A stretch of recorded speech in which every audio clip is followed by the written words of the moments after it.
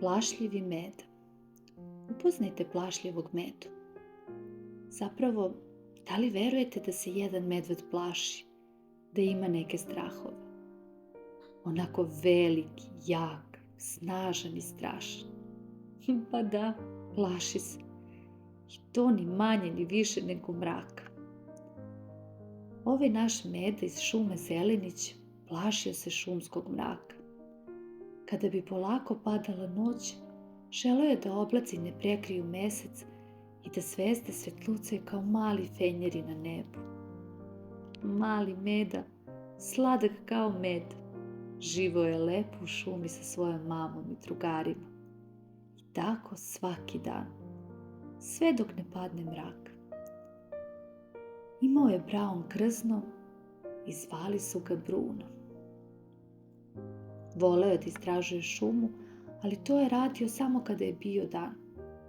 Tada je hrabro šetao između visokih stabala, slušao ptice kako pevaju i tražio slatke bobice skrivene među žbunjem. A noć sve izgledalo drugačije. Senke su bile duže, šuma tiša i mali Bruno se plašio. Zato je svake večeri imao isto pitanje u svojoj glavi. Da li je šumski mrak zaista strašan? Jedne večeri, dok je Bruno posmatrao svice kako svetlucaju, učinilo mu se da iza jednog drveta vidi nečiju senku. Hej, mali Medo, začuo se glas. Bruno se malo trgnuo. Iz tame je polako izašla narandžasta Lija. Imala je sjajne oči i dugačak pufnasti rep, koji se lagano njihao. Šta radiš sam u šumi po mraku? Upitala je. Gledam svice, rekao je Bruno. Lija je klimnula glavom, ali u njenim očima je sijala lukavost.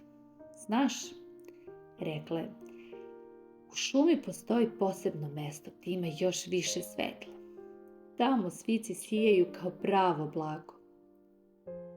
Brunove oči su se raširile. Stvarno? Pitao je. Naravno, nasmešila se Lija. Samo moraš da pođeš sa mnom malo dublje u šumu.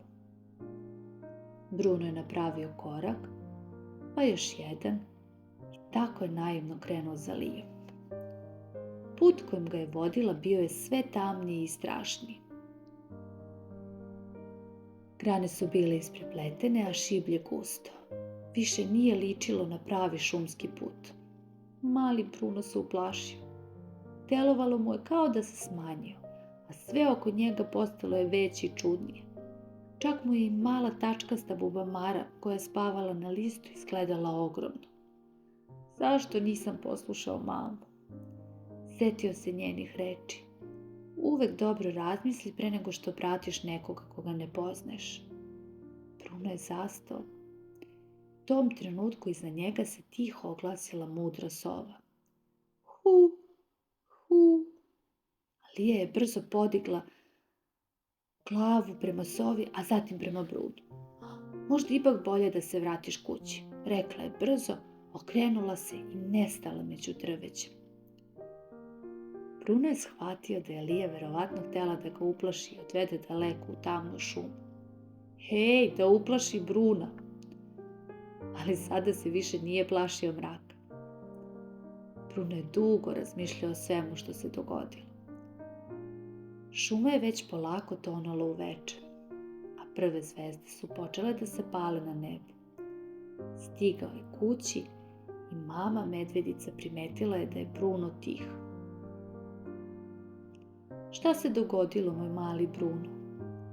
Nežno ga je pitala.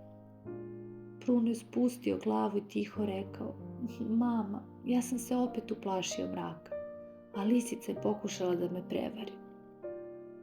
Mama ga je zagrlila svojim velikim toplim šapama. Znaš šta, Bruno, rekla je. Hrabrost ne znači da se nikada ne plašiš. Zapravo znači da uradiš pravu stvar čak i kad te je strah. Bruno je pogledao nebo i mesec je upravo izašao. Vidiš, nasmejala se mama. Mrak je tu da bi zvezde sijale. Pogledao je oko sebe, Svici su i dalje svetlucali. Mesec je sijao, a šuma je bila mirna i tiha. I u tom mraku šuma više nije delovala tako strašno. Mrak ipak nije strašan, rekao je tiho. I te večeri mali Bruno mirno je zaspao uz tihi šum vetra, dok je čarobna šumska noć sijala oko njega. A sada je vreme da se i ti ušuškaš, zatvoriš oči i mirno spavaš. Laku noć.